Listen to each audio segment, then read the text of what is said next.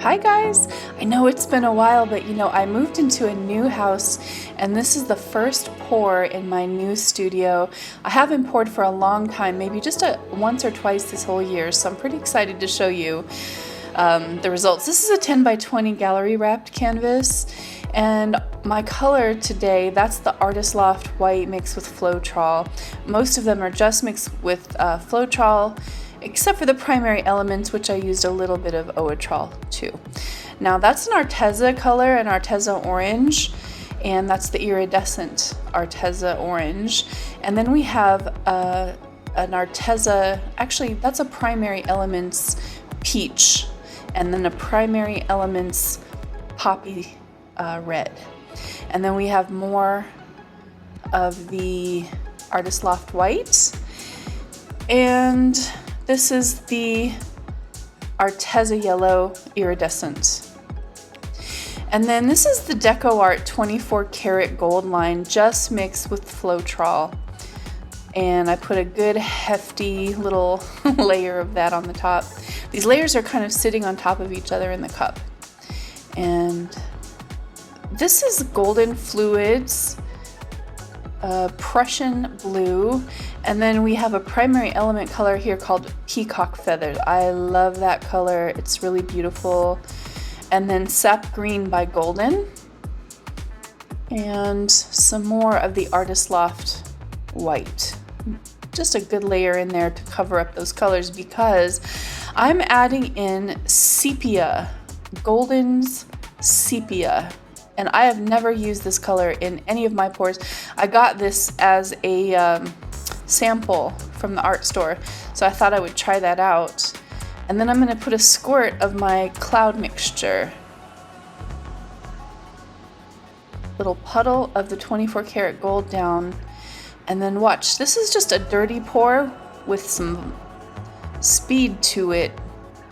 Just a straight and dirty pour. You saw how high up I put the cup. There's a reason why I do that. These colors are going to mix together. The more speed that you put in to the pour, the more likely they are to mix together. So when I layered those colors, I thought about that ahead of time. What colors could blend together and still be okay.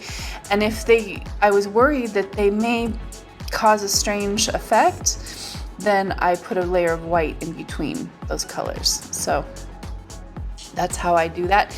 And again, the Ginger Peach by Primary Elements, and then the Arteza line, that is an Arteza pink at the bottom too. That's the only one I did not put inside the cup, but I am adding it at the end here.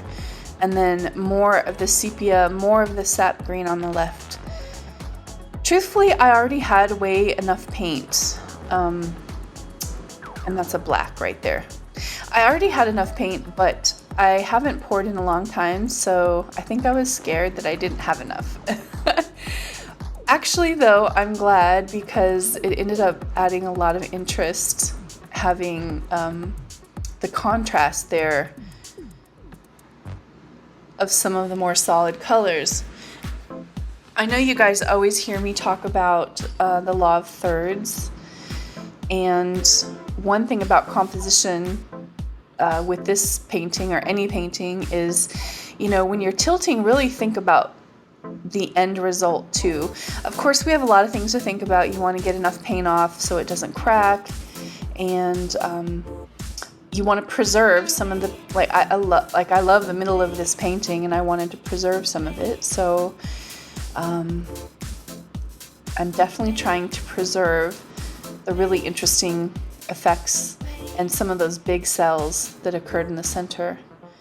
But I'm also thinking about composition, and I really want to get like 2/3 of the painting with, the beautiful mixed, blended, soft effects of the cells and everything. And then the bottom third, I decided I'm going to really try to make it stand out and look a little different, so it draws the eye around in a circle. And that is something that you want to do with your art, is bring the viewer's eye around so it doesn't get stuck in a certain place on your painting. And you know, have you ever see a person, a pour, and you're just like, wow, there's just something really special about that one, and maybe you don't even know why. A lot of times it's composition. So just with the paint that's left over in the cup, I decided to add to the painting at the bottom here. Why? I want to pull those colors in from the top and have it make sense at the bottom there too. And it just made these beautiful striations, kind of like a geode. So this is sped up quite a bit because it took forever. But this helps me marry the two sides together. And just adding some of those colors in just made sense. Now, I wanted to make sense of the orange as well, and so I did make another little cup. The first cup was just what was left over. This is actually a brand new cup. I realize I'm not going to be able to keep it all because we want to push it over the sides, and those sides are pretty. This is a gallery wrap canvas, so you get those really high sides. But look at how it added so much interest to this painting, and now it's not all super busy, but there is a lot to look at. And then we get like kind of the softness of the upper part and the striations on the bottom. There was too much paint on there, so that's another thing, you know. As much as we want to preserve something, I would have actually liked to preserve more of the lower part, and I just couldn't. Knowing that if there's too much paint on there, it's gonna crack, you have to sacrifice it, and that's what I did. So I sacrificed it. I want to show you, look at that. Oh, they're so sparkly.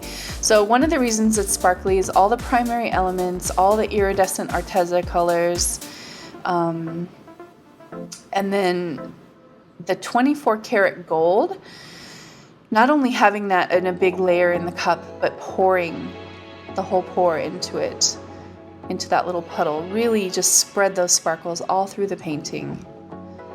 So this was really fun, and I'm really excited. I feel like a fire inside of me to do some more pouring. I know I haven't done very much pouring for a while, but I really just felt excited and inspired by this one, and it's made me want to do more already. You know how it is, it's very addicting. Sorry if you hear some waves in the background. I'm actually at the coast, but I wanted to get this video out for you guys. Another thing is, if you missed it, I did put out a Flowers in Bloom mixed media class. This is a really fun class to create some batik style gel papers. It walks you through the whole process and to make these really dynamic collage papers, and then step-by-step instructions to give you some confidence for creating a fluid art background. It's really fun and easy.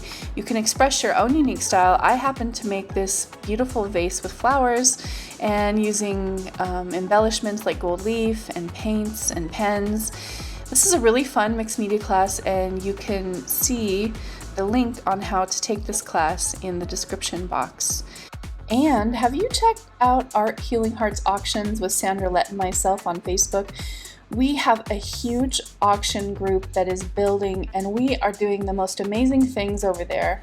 We've already helped artists sell $20,000 of their own artwork. If you're interested in partnering with us, you can find us at arthealingheartsauctions.com, and just you can read about it, or go to Facebook, Art Healing Hearts Auctions.